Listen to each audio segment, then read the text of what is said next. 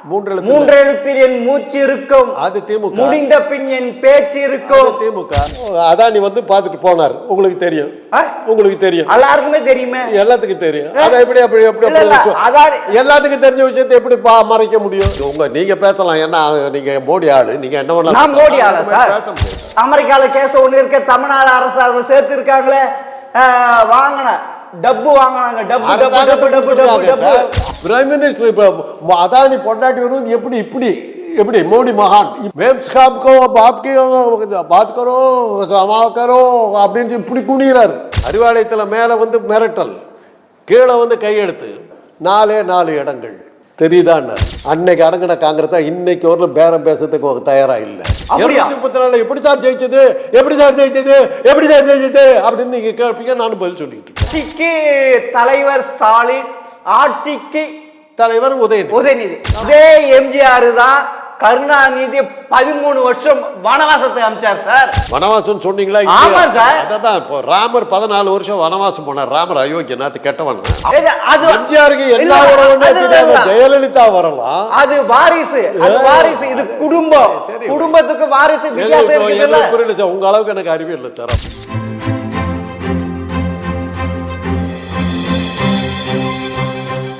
MTV நேயர்களுக்கு வணக்கம். அரசியல் ஆடுகளம் பகுதியில் அரசியல் விமர்சகர் டாக்டர் காந்தராஜை சந்திப்பவர். வணக்கம் சார். முதல்வர் சட்டமன்றத்தில் சவால் விட்டுருக்காரு, டங்ஸ்டன் சுரங்கம் தமிழகத்துக்கு வந்தால் நான் முதல்வர் பதவியை ராஜினாமா செய்துருன்ட்டு. அது சரியா தானே சார்? சவால் விட்டுருக்காரு. வரவதற்கு தன்னுடைய முழு எதிர்ப்பை தெரிவிச்சிருக்கிறார். அதுதான் அதுக்கு காரணம். அப்படிங்களா சார்? அவ்வளவுதான், வேற என்ன இருக்கு சார்? தூத்துக்குடி ஸ்டெர்லைட் இஷ்யூ நடந்ததுக்கு காரணம் அவர் தானே சார்? எப்படி? அதாவது 2006 இருந்து 2011 வரைக்கும் திமுக ஆட்சியில் ஸ்டெர்லைட் ஆலை விரிவாக்க செய்யறதுக்கு நிலம் அவங்க தான் சார் ஒதுக்குனாங்க. சரி சரி, அதுல என்ன தப்பு? அதனால 13 பேர் செத்தாங்க சார். அது யார் செத்தது? அவங்க தானே சார் கொண்டு வந்தாங்க. செத்ததுக்கு யார் காரணம்? செத்ததுக்கு யார் காரணம்? அதுக்கு விதை போட்டது யார் காரணம்? விதை போட்டது ரைட்டு, விதை போட்டது அவர். ஒழுங்கா வளர்த்த விடாம பண்ணது யாரு? யாரு? அவங்க தான் விதை போட்டு மாமரம் வரும்னு வச்சோம், அதுல கத்தாழையை கொண்டு வச்சது யாரு? யாரு? அப்படி இல்ல, அப்படிதான் விதை போட்டது நல்ல எண்ணத்துல விதை போட்டோம், அதை குட்டிச்சவராக்கி வச்சது யாரு? யார் குட்டிச்சவர் ஆக்கினது? யாரு? இல்ல, இது தமிழக மக்களுக்கு குட்டிச்சவர் ஆக்கினது திமுக அரசா? திமுக கருணாநிதி அரசா? திமுக அரசு விதை போட்டுச்சு, அதை தெளிவா சொன்னீங்க. அடுத்த கேள்வி கேட்கறது, அது சுட்டது யாருங்கிற கேள்வி. சுட்ட யாருக்கு? அதுக்கு பிள்ளையார் போட்டதே இவர் தானே சார்?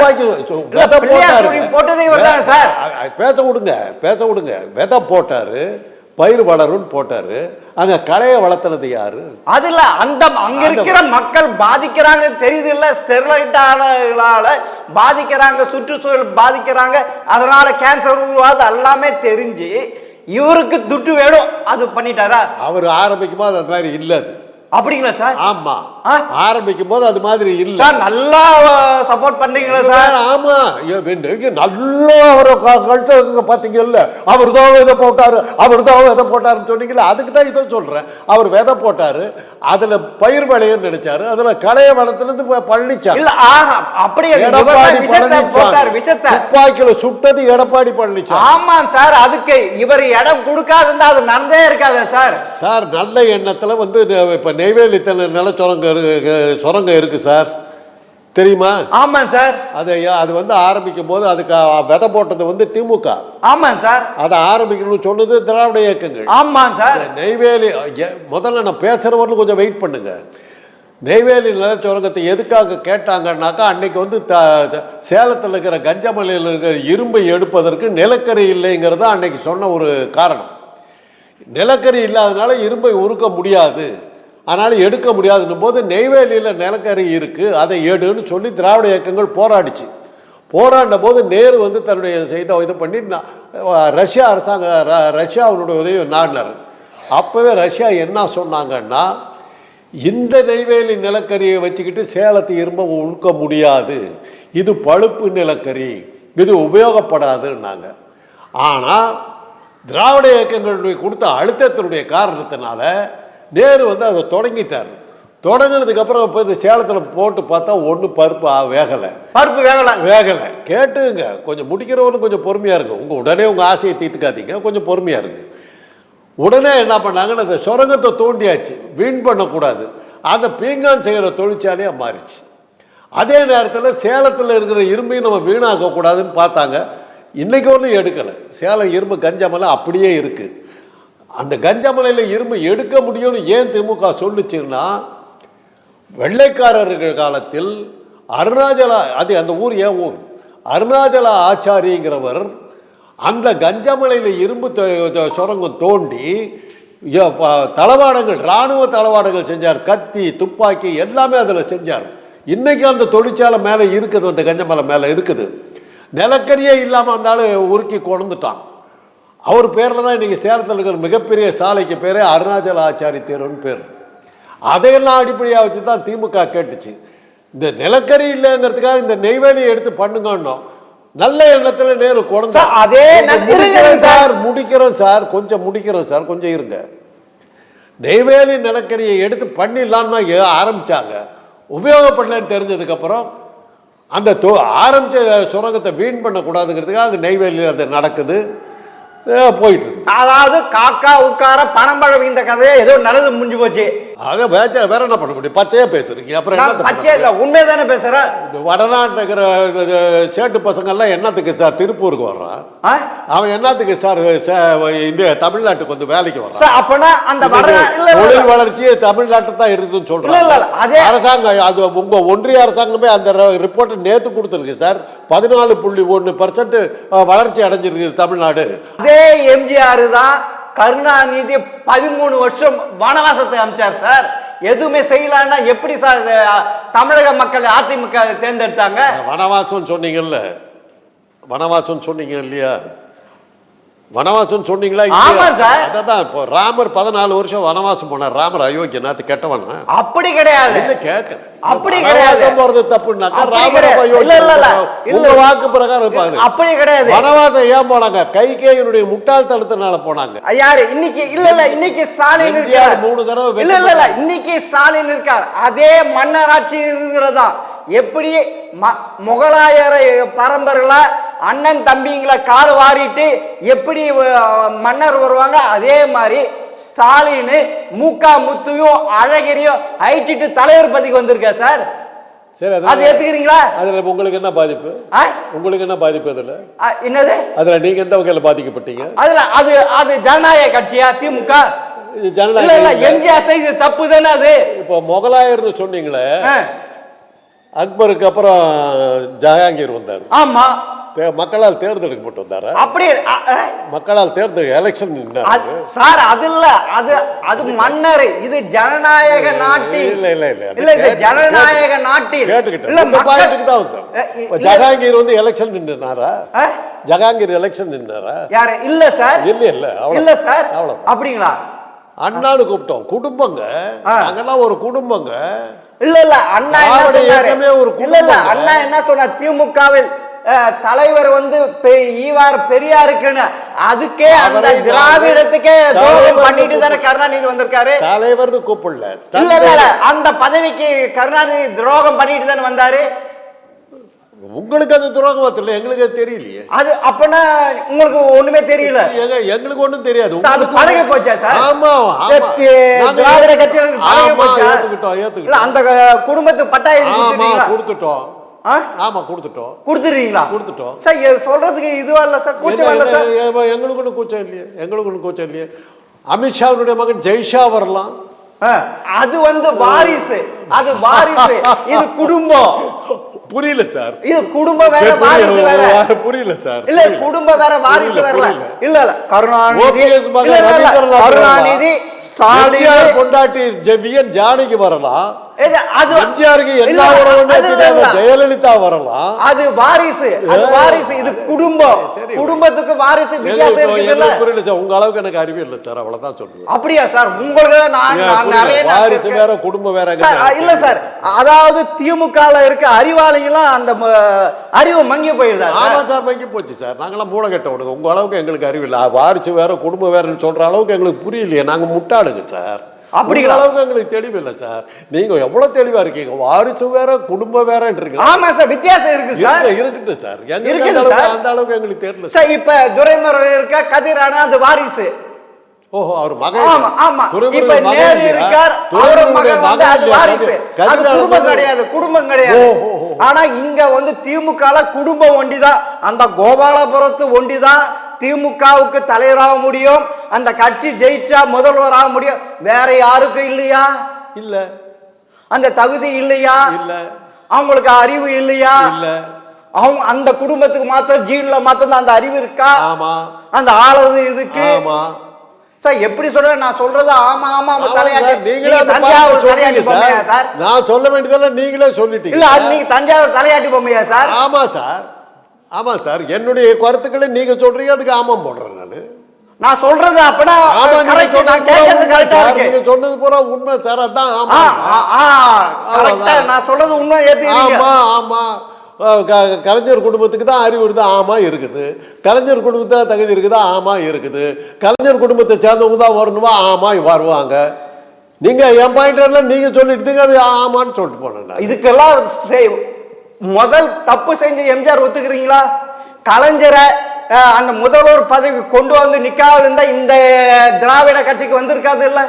எம்ஜிஆர் பிறந்தப்பறம் தான் சார் கட்சியை ஆரம்பிச்சாங்க. நான் வந்து இல்ல அண்ணா சொல்லுங்க சார், உங்க ஆசையெல்லாம் பேசல. அண்ணா செத்து பிறகு அண்ணா செத்து பிறகு யாரு முதல்வராக வர வேண்டியது? நெடுஞ்செழியன் வர வேண்டியது. அப்ப கருணாநிதி எந்தாவது பொசிஷன்ல இருந்தாரு, கிரேட்ல இருந்தாரு. ஆமா, யார் தகுதி உள்ளவோ அவங்க தான் வர முடியும். அவருக்கு தகுதி இருந்ததா? எம்ஜிஆர் கொண்டு வந்து வச்சாரு சார், அவருக்கே துரோகம் பண்ணாரு சார் கலைஞர். இதெல்லாம் உங்க ஆசையை தீர்த்துக்கிறதுக்கு பேசிக்கலாம்.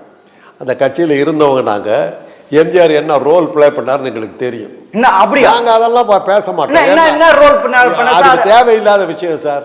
நீங்க எங்களுக்கு தெரியும் சார். வாட்வாஸ் எம்ஜிஆர்னு எங்களுக்கு தெரியும் சார். அவர் அண்ணா திமுக ஏன் ஆரம்பிச்சாருன்னு எங்களுக்கு தெரியும் சார். சும்மா பேசிக்கிட்டு போகாதீங்க, உங்களுக்கு புலம்பிக்கிட்டு போகாதீங்க. ஒரு சின்ன ஹரிலீலாங்கிற ஒருத்தர்கிட்ட ஒரு $1000 வாங்கினார் ஹாங்காங்ல உலகம் சுற்று வாலிபன் படத்துக்கு. ஃபெரா ஃபாரின் எக்ஸ்சேஞ்ச் ரெகுலேட்டரி ஆக்ட் அதை வயலேட் பண்ணாருன்னு சொல்லி உள்ள தள்ளிடுவேன் நாங்கள். அப்படியா? அவ்வளோதான். அதிமுக உருவாயிடுச்சு. அப்படிங்களா? ஆமா, இந்திரா காந்தி கால நேரடியாக விழுந்தார். என்னை விட்டு விடுங்கள்னாரு எம்ஜிஆர். யார்கிட்ட? இந்திரா காந்தி கிட்ட விழுந்தார். கருணாநிதி விழவே இல்லை. கருணாநிதி ஈக்குவலா நின்னார் சார். இல்ல கருணாநிதி விழ நேரு மகளே வருக நிலையாட்சி ஆட்சியை தருகிறாரு. கலைஞர் கூப்பிட்டாரு. அப்படிங்களா? ஒண்ணும் இல்ல, கொஞ்சம் பொறுமையா கேட்டீங்கன்னா ஒரு விஷயம் சொல்றேன்.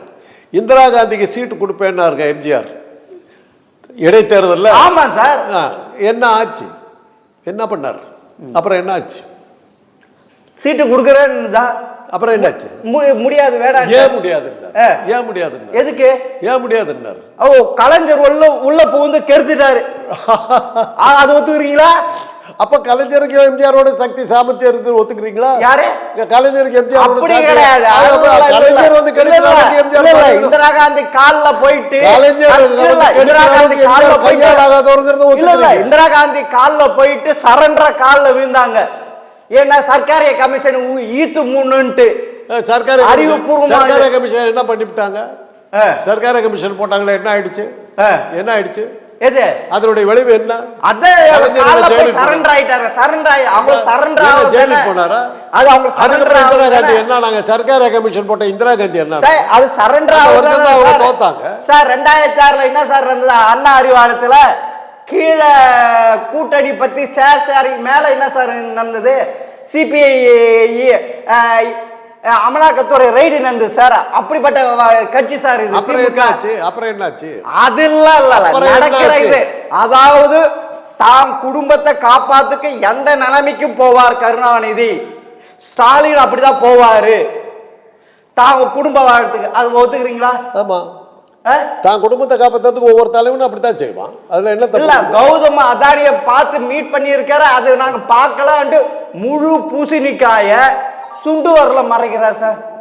அதானி வந்து பார்த்துட்டு போனார். உங்களுக்கு தெரியும், உங்களுக்கு தெரியும், எல்லாருக்குமே தெரியுமே, எல்லாத்துக்கும் தெரியும். அதை எப்படி அப்படி எப்படி எல்லாத்துக்கும் தெரிஞ்ச விஷயத்தை எப்படி மறைக்க முடியும்? அதான் தெரிஞ்சு போச்சு, உங்களுக்கே தெரிஞ்சிருக்கு. அப்புறம் உலகத்துக்கு எல்லாருக்குமே தெரியும். அவங்க மறைக்க பாக்குறாங்க. ஏன் நம்புறீங்க? அதை அவர் தான் இல்லங்கிறாரு.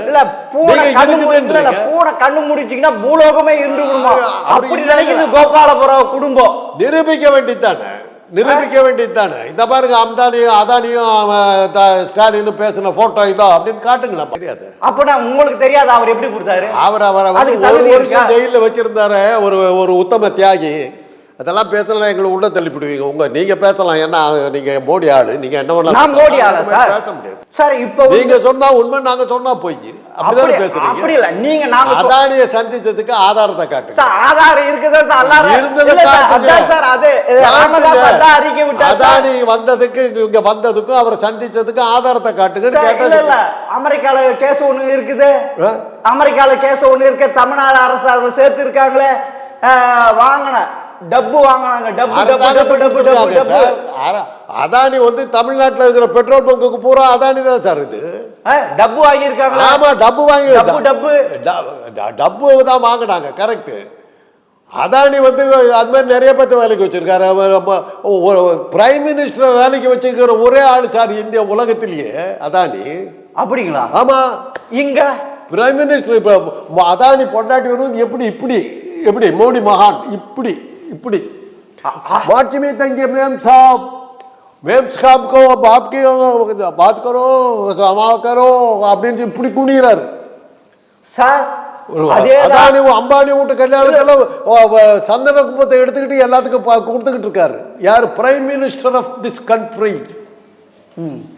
அப்புறம் சார் இவ்வளவு கூட நடந்துட்டு இவ்வளவு கூட அவரை வந்து நீங்க மோசமான ஆள்னு சொல்றீங்க.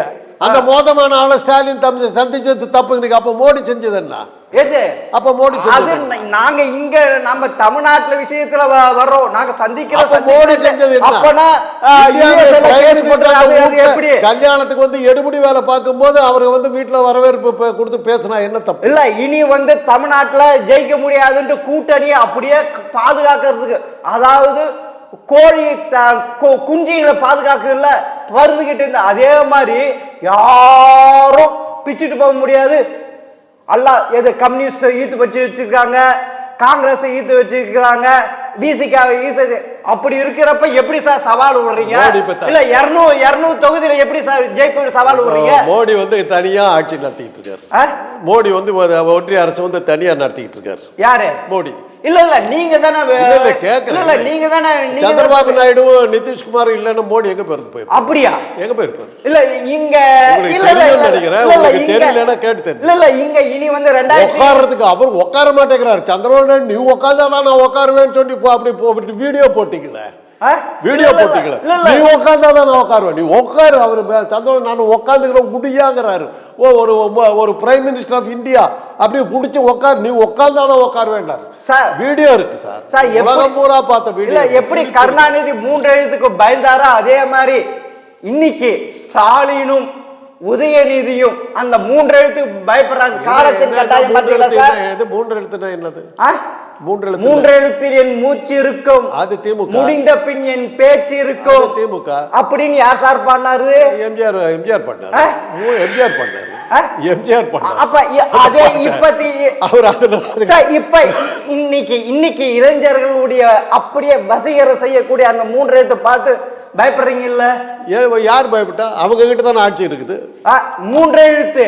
ஆமா, திமுக புதுசா கட்சி ஆட்சி இருக்குது. இல்ல புதுசா கட்சி ஆரம்பிச்சிருக்கிறல்ல, அவரை பார்த்து 75 வயசான கட்சி பயப்படுது சார். கோபாலபுரமே பயப்படுது சார். உங்க ஆசையை தீர்த்துங்க. யார் வேணாம்னா? யார் வேணாம்னா? அவர் அடிச்சு நொறுக்கிட்டாரு, அடி தள்ளிட்டாரு. இல்ல 200 அது மைனஸ் ஆக்கிடுவாங்க மக்கள் அடிச்சாரு. வேகமா பேசிக்கிட்டு போவாதீங்க. மறுபடியும் அடுத்த மீட்டிங் என்னைக்கு போடுறதா இருக்காரு உங்க அந்த உலகத்தை வென்று விட்ட அந்த வீரர்? அப்படி கிடையாது சார். 6 மாதம் 3 மாதத்துக்கு முன்னாடி ஒரு மாநாடு போட்டாரு. அப்புறம் 3 மாதம் கழிச்சு நேத்து வந்து இது பண்ணிருக்காரு. மறுபடியும் என்னைக்கு வரதா இருக்காரு? அப்படி கிடையாது சார். மக்கள் அவர் கரிஸ்மாட்டிக் லீடர் சார். அப்படியே ரொம்ப ஸ்டாலினுக்கும் உதயநிதிக்கு என்ன சார் இருக்கு? இன்னும் ஒரு எலெக்ஷன் நிக்கல, ஒரு இது நிக்கல, அவர் வந்து ஜெயிச்சுட்டாராம். அப்படி கிடையாது. உதயநிதி வந்து துணை முதலமைச்சரா இருக்காருங்க. இவர் இன்னும் எல்கேஜி கூட இன்னும் பாஸ் ஆகல. அதுக்கப்புறம் பேசலாம். இன்னும் 3 மாதம் கழிச்சு அவர் இருக்காரா பாக்கலாம். அரவிந்த் கெஜ்ரிவால் எப்படி வந்தாரு, என்டிஆர் எப்படி சார் வந்தாங்க? கட்சி ஆரம்பிச்சு 6 மாசத்துல ஆட்சி பிடிச்சாங்க. அவங்க என்ன வார்டு மெம்பரா இருந்தாங்களா? அரவிந்த் கெஜ்ரிவால் வந்து அப்படி கிடையாது. அரசியல் ஒரு இது 6 மாசத்துல வரல. அவர் வந்து கெஜ்ரிவால் வந்து அந்த அண்ணா ஹசாரேயோட கட்சி ஆரம்பிச்சு கணக்கா எல்லாம் பண்ணிட்டு தான் அவர் கட்சிக்கு வந்தார். அண்ணா ஹசாரே கிட்ட போட்டு இதானதுக்கு பிறகுதான் பிரிஞ்சாரு. இல்ல நீங்க வந்து கூத்தாடின்றீங்க. கூத்தாடி ஸ்டாலின் கூத்தாடி இல்லையா? கருணாநிதி கூத்தாடி இல்லையா? உதயநிதி கூத்தாடி இல்லையா? ஆமா, எல்லாரும் கூத்தாடி. அப்படின்னா ஏன் விஜய் கூத்தாடி? கூத்தாடிகள் நாடாளலாமான்னு கேட்ட ஒரு காமராஜர். நாங்க கேட்கல. இப்ப நீங்க சொல்றீங்களா? நீங்க சொல்றீங்களா விஜய் கூத்தாடி? நாங்க சொல்லவே இல்லை. இல்ல விஜய பார்த்துட்டு அப்படியே கூட்டணி அப்படியே சார். இல்ல திரும்ப எவ்வளவோ இது பண்ணாலும் அவர் கூப்பிட்டு செக் வைக்கிறீங்களா? யார் கூப்பிட்டது? யார் கூப்பிட்டது? யாரு? அம்பேத்கர் விழாவுல திருமாவளவனை யார் கூப்பிட்டது சார்? திருமாவளவனை யார் கூப்பிட்டா மீட்டிங் வர சொல்லி சார்? இது இருக்கு சார். வாய்ஸ் திருமாவளவனை யார் கூப்பிட்டது? அம்பேத்கர் புத்தக வெளியீட்டு விழாவுல விகடன் கடைசியில் முடிக்கும் போது என்ன சொன்னார்? திருமாவளவன் வரவில்லை என்றாலும் அவர் உள்ளமும் உடலும் மனமும் தான் இருக்கிறது. யாருக்கு இல்ல உண்மைதானே? உண்மைதானே அது? அதுதான் யார் வருந்தி ஓடுனது? அங்க திருமாவளவன் கிட்ட வருந்தி ஓடுனது யாரு? இல்ல நீ கூத்தாடி நாங்க சொன்னதா சொல்ற அந்த ஆளு தான் ஓடினார். இல்ல நான் உலகத்துக்கே பெருந்தலைவர் ஆயிட்டாரு. அப்படியே தமிழ்நாடே நடுக்கி போய் கிடக்குது. அந்த ஆளு வந்துட்டு பாத்தீங்கன்னா அந்த ஆளு தான் திருமாவளவா வரலன்னு நான் என்ன பண்ணுவேன்னு சொன்னது அந்த ஆளு தான். அப்படிங்களா? வேற இல்ல அப்படிங்களாங்க. இல்ல இல்ல ஒரு கட்சி தலைவர்னா அப்படிங்களாங்க. அதுக்கு என்ன அர்த்தம்? அதுக்கு என்ன அர்த்தம்? அப்படிங்களா? அது கேட்கலையா? நீங்க மூளையில ஏறலையா? உங்களுக்கு புத்தியில படலையா?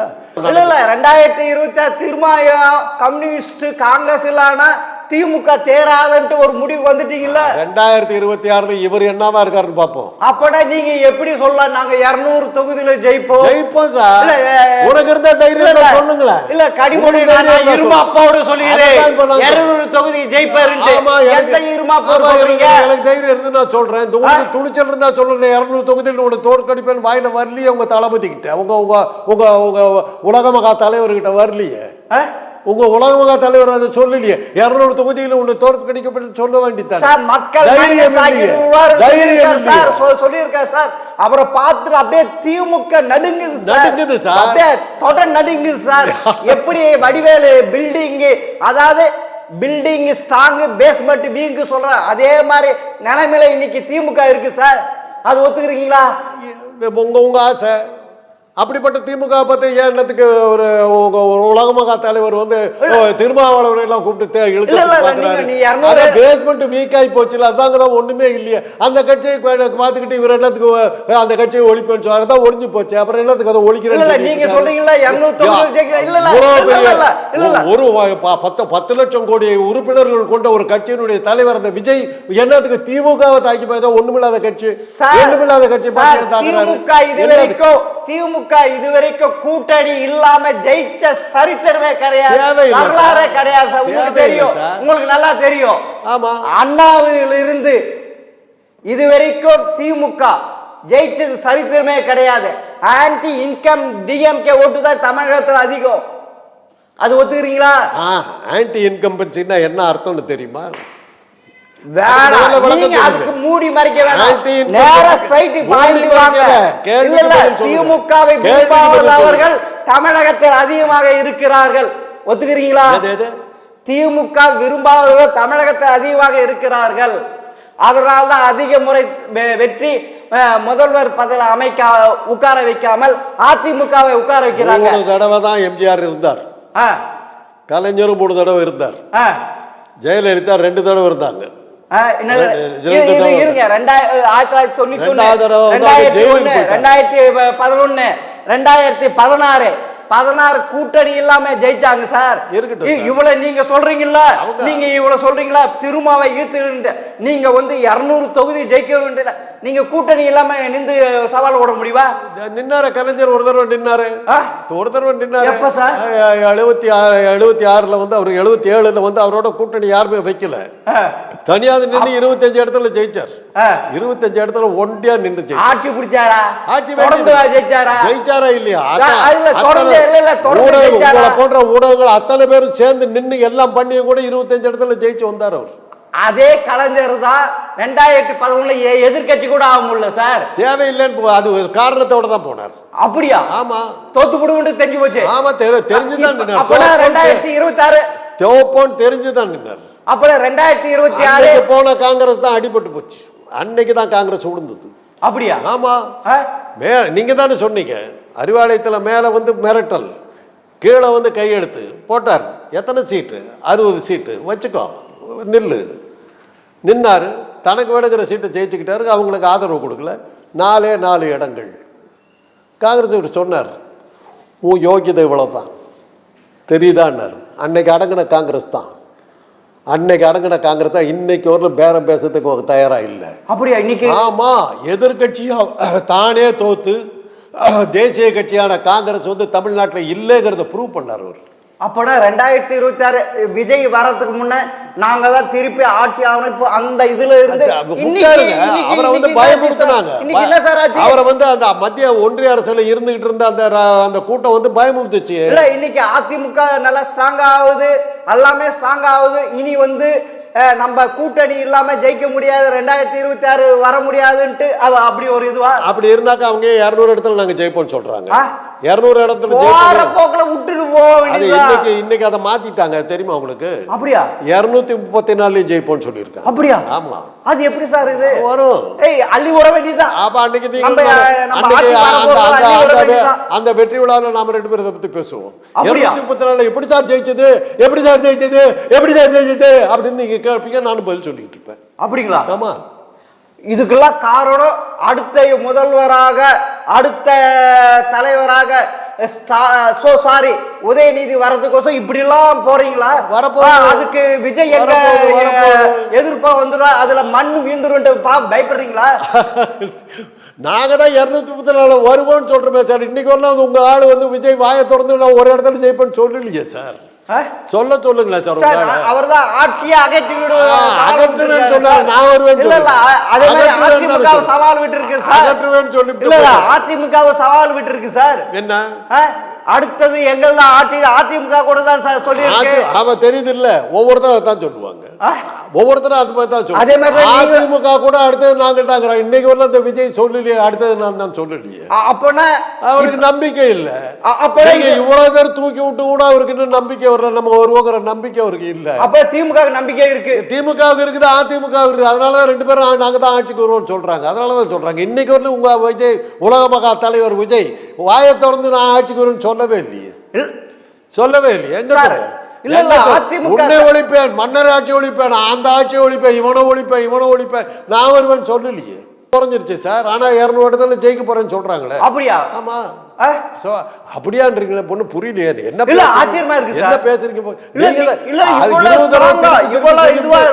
தடவை திருப்பி சொல்லிவிட்டு அப்படியான்னு திருப்பி கேட்டீங்கன்னா என்ன அர்த்தம்? நீங்க பேசுறது உங்களுக்கு என்ன மறந்து போச்சா? அப்படி இப்ப 5 நிமிஷத்துக்கு முன்னாடி நீங்க தானே சார் சொன்னீங்க 200 இடத்துல ஜெயிப்பான்னு சொல்லி. இப்ப கேட்டா அப்படியா சொன்னாங்க அப்படின்றீங்களா? எப்படி சார் சாக்கம்? நீங்க சொன்னதுதான் சார் நான் சொன்னேன். தமிழக அரசியல் காலம் இப்ப மாறிட்டு இருக்கு சார். மாறிடுச்சு இல்ல? அப்போ ஏன் கவலைப்படுறீங்க? விடுங்க. அப்ப ஏன் கவலைப்படுறீங்க? மாறிடுச்சு இல்ல? அப்பனா 234 தொகுதியிலும் ஜெயிச்சு திருப்பியும் 1971 திமுக படைத்த சரித்திரத்தை ஸ்டாலின் அவர்கள் முறியடிக்க போகிறான்றீங்களா? உதயநிதி ஸ்டாலின் இல்லையா? ஸ்டாலின் வந்து அப்ப பெருந்தலைவரா வந்துருவார். ஓ, கட்சி தலைவரா வந்துருவார். உதயநிதி கட்சிக்கு தலைவர் ஸ்டாலின், ஆட்சிக்கு தலைவர் உதயநிதி. இப்ப ஒரு டைலாக் விட்டாங்கல்ல, இப்ப ஒரு டீ பார்ட்டி கவர்னர் இதுக்கு, அது வந்து திமுக கட்சி, இது ஆட்சி, அதே மாதிரி சொல்றீங்களா? ஆமா. ஆட்சி வேற சார், திமுக. எப்படி சார் இது வார்த்தை ஜாலம் புரியல எப்படி சார். சார் இது? ஏன்னா ஆனா உங்க அளவுக்கு எனக்கு அவ்வளவு நாலேஜ் இல்லை. வாரிசு வேற பிள்ளைங்கிறது வேறங்கிறது சொல்ற அளவுக்கு எனக்கு புத்தி இல்லை. இது எங்களுக்கு தெரியும். அப்படியா சார்? ஆட்சியினுடைய தலைவர் கவர்னர் கூப்பிடுவோம், போக வேண்டியது கடமை, முதலமைச்சருடைய கடமை. இது அவர்தான் கட்சி தலைவர். சட்ட இது அவர்தான் கட்சி சட்டப்பூர்வமா போய் தலைவர். ஆகணும். அவர்தான் கட்சி தலைவர். கட்சி மூலமா அவர் போகல. அங்க போனது முதலமைச்சருங்கிறவர் போனார். சார் நல்ல வார்த்தை ஜாலம். வார்த்தை ஜாலம் இல்ல சார், மாயமா இருக்கு சார். சார் இங்க நான் இங்க உள்டா தமிழ்நாட்டு ஜனங்க அவ்வளவு முட்டாளுங்களா சார்? எடுத்து இல்ல சார், அந்த முட்டாள்கள் அல்ல அவ்வளவு அறிவில்லாதவங்களா சார்? உங்க அளவுக்கு யாருக்குமே அறிவு இல்லை சார். உங்க அளவுக்கு அறிவு யாருக்குமே இல்லை. தமிழ்நாட்டில் இருக்கவங்க உங்க அளவுக்கு அறிவே யாருக்குமே இல்லை. சரி சார், திருப்பியும் நீங்க சொல்றீங்கல்ல 2026 234 தொகுதியில் ஜெயிக்க போறோம். நீங்க அந்த சந்திப்போம். சரி பாப்போம் சார், திருப்பி வந்து சந்திக்கிறேன் சார். Challenge sir. சரி சார், இதே சேலஞ்சோடு உங்கள் வந்து சந்திக்கிறேன். ஜெம் டிவிக்கு அவங்க பொன்னான நேரத்தை வைக்க மிக்க நன்றி சார்.